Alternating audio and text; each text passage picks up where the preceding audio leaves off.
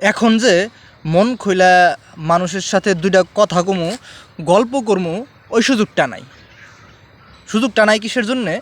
যে মনে করেন আমি আর একজন পয়সা গল্প করতেছি, মানে মানুষগুলো এখন এমন হইছে যে গল্পর মাঝে ঘুরায় পেঁচায় কথাটা নিজের কাছে নিয়ে আসে।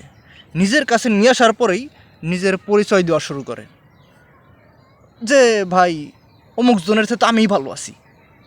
ভালো আছো? আলহামদুলিল্লাহ।